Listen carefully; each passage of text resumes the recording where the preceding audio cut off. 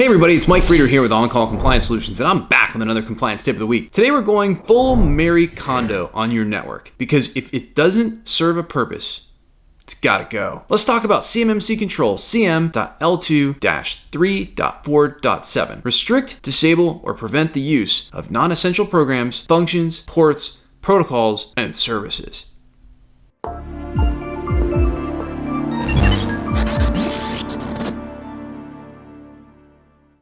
All right, everybody, we're going to talk about CMMC Control CM.L2-3.4.7. Restrict, disable, or prevent the use of non-essential programs, functions, ports, protocols, and services. Yikes. Translation? If it's not critical to the mission, well, it shouldn't be running, period. Because every unnecessary program or port is like an unlocked window on a rainy day, or worse, a welcome sign for cyber criminals. And of course, before we've talked about the idea of threat footprint and trying to reduce that. This is what this control is all about. Let's dive into how to shut it down, lock it up, and get audit ready. So, what's this control all about? Well, CMMC CM.L2-3.4.7 is the natural sidekick to 3.4.6 of least functionality. Except here, we're going deeper, diving in, really stretching it, targeting specific apps, ports, and services that don't need to be running. So now, where the before control was least functionality, now we're diving into the nuts and bolts of what makes up least functionality and the specific things you're required to do within NIST SP 800-171. This is practical, proactive cybersecurity 101. Because let's be honest, if Telnet is still enabled in 2025, your network might need an intervention.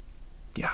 Assessment objective number 1. Identify non-essential programs, ports, functions, protocols, and services. And in case you're wondering, in case you're a savvy listener, I did say one of those backwards.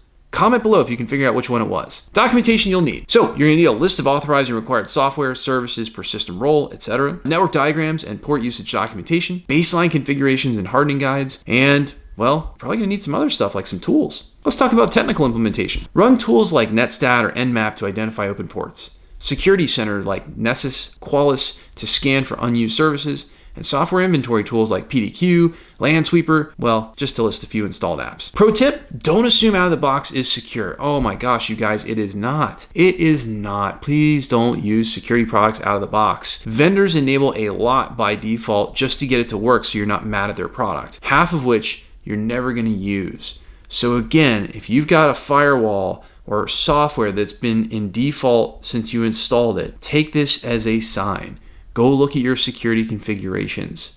They probably are wide open. Let's fix that. Assessment objective number 2, restrict or disable the non-essential stuff. Documentation you're gonna need. Change control tickets or logs showing what was disabled and why. System build and configuration documentation, and hardening checklists. Technical implementation. Disable unused ports, FTP, Telnet, SMB v1, all that kind of stuff. You can do it via Windows Firewall, group policy, network firewall configurations. There's lots of ways to do it. Believe me, computer systems are pretty flexible, but you definitely want to uninstall software you don't use or block it with application whitelisting. Disable non-essential services like Bluetooth, remote desktop, unless needed, and unnecessary browser plugins. Those are huge. Now, here's a real world story. We helped a client who had port 3389. You know what port that is. I call it the ransomware port, honestly, but it's remote desktop protocol. Wide open on a server facing the internet.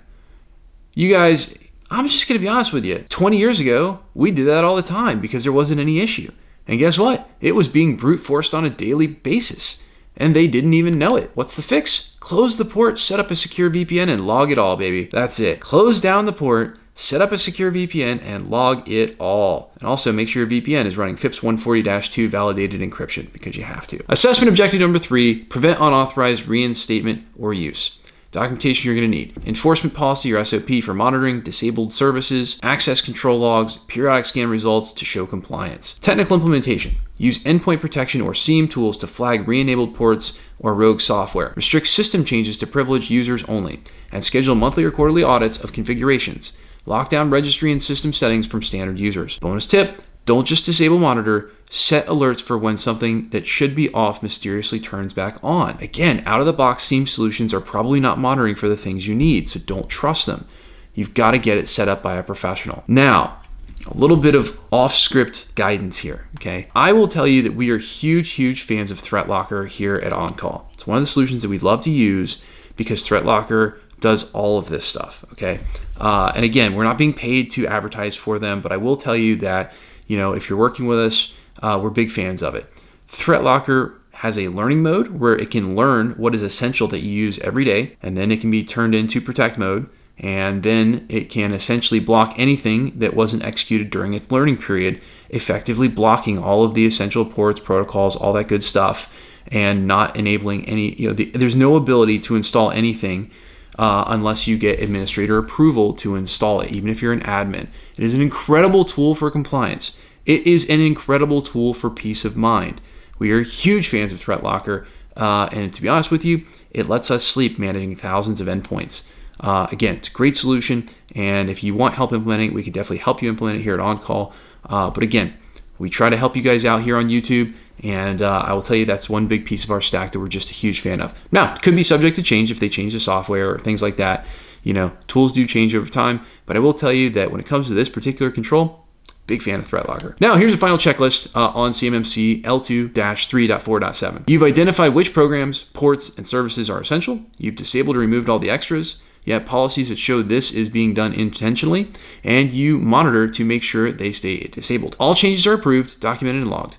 Because cybersecurity, every unnecessary feature is just one more thing that can be exploited. It's one step bigger in your threat landscape and your threat footprint, and we want to see reducing that threat landscape and that threat footprint.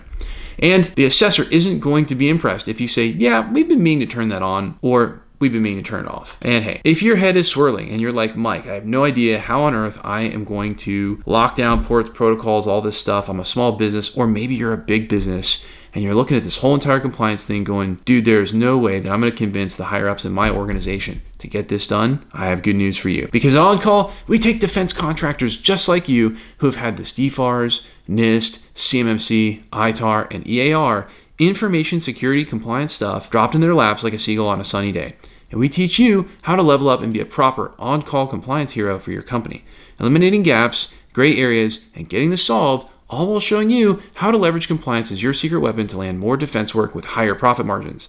Now that's what becoming an on-call compliance hero can do for you. And if you are looking for more help getting compliant, our compliance experts are always on call for you.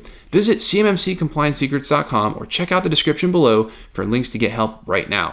And if you love the content we're putting out here for you, help us out with a big thumbs up on that like button, or even better, baby, smash the subscribe button to get the latest compliance content as soon as our compliance nerds roll it out. And to our thousands of subscribers, thank you guys so much. It means the world to us that you tune in every week to see our new content, to just honestly keep up with compliance and get the help that we love giving out.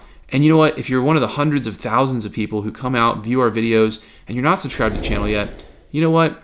I want to provide you with value. And the best part is it's free. Hit that subscribe button. It really helps us in the algorithms to get found. It's a big deal to us. And you know what else? Hit the like button, because that's how we know we're doing a good job. Drop a comment below. Let us know you like what you see, or tell us how we can do it better. Until next compliance tip, my friends, stay safe and secure out there, and hit us in the comments below to let us know what you'd like to know more about when it comes to information security and compliance. I'll see you on the next one.